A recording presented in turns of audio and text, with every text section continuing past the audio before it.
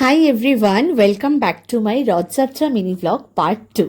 তোমরা আগের ব্লগে অনেক ভালোবাসা জানিয়েছো, তার জন্য অসংখ্য ধন্যবাদ। ভালো লাগে না। বাড়িতে রেস্ট নিয়ে তারপরে চলে গিয়েছিলাম সোজা মেয়ের যে রথ সেটাকে সাজাতে। তো তারপরে সাজিয়ে গুজিয়ে তারপরে আমরা চলে গিয়েছিলাম রথ টানবো বলে, কারণ বড় রথ বেরোবে সেটা টানার অপেক্ষায় আমরা ছিলাম।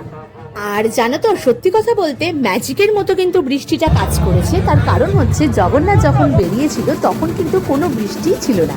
আর এই যে বলতে বলতেই আমাদের প্রসেশন একদম চলে এসছে। অনেকগুলোই ছিল, বাট কিছুটা সবটা ভিডিও করে উঠতে পারিনি। তো তারপর যার জন্য ছোট্ট ছোট্ট ক্লিপ নিয়ে তোমাদের সাথে শেয়ার করলাম। তোমরা কিন্তু অবশ্যই জানিও যে আমার এই ভিডিওগুলো তোমাদের কেমন লাগছে। সত্যি কথা বলতে প্রতি বছরই আমি এদের অনেক লং লং ভিডিও বানাই, বাট এবার আমি সত্যি সময় করে উঠতে পারিনি যে এদের ভিডিওগুলো শেয়ার করব। তাই তোমাদের যতটুকুই পারলাম ততটুকুই কিন্তু শেয়ার করলাম। তারপরে এরা চলে যাওয়ার পরেই কিন্তু চলে এসেছিল বলরামের রথ, আর বলরামের রথ টেনেই কিন্তু আমাদের রথযাত্রা শুরু হয়েছিল। আর সত্যি কথা বলতে বৃষ্টি ছিল না, তো আকাশটা কিন্তু দারুণ লাগছিল। তারপরে এক এক করে Balram, Subhadra and the final হচ্ছে জগন্নাথ চলে এসেছে।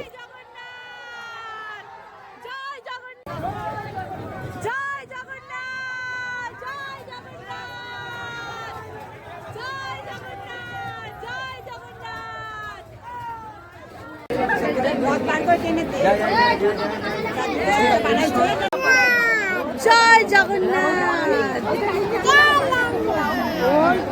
ব্যাস, তারপরে রথ টানা হয়ে গেছে। তারপরে কিন্তু বাড়ি চলে এসেছিলাম মেয়ের রথটা বের করব বলে। আসলে ছোট্ট রথ তো, তাই ভাবলাম রাস্তায় আর বের করিনি, আমরা ছাদেই টেনেছি।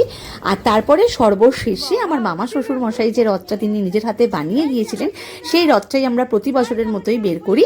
আর তাই সবাই মিলে সেই রথে আমরা বেরিয়েছিলাম, খুব আনন্দ করেছি। অবশ্যই কিন্তু জানিয়ে রথযাত্রা পার্ট 2 ব্লগ তোমাদের কেমন লাগলো। এরপর চেষ্টা করবো উল্টো রথের ভিডিওগুলো নিয়ে আসার। অবশ্যই জানিও তোমাদের কেমন লাগলো। সো টিল দেন বাই, দেখা হচ্ছে নেক্সট ব্লগে। বাই।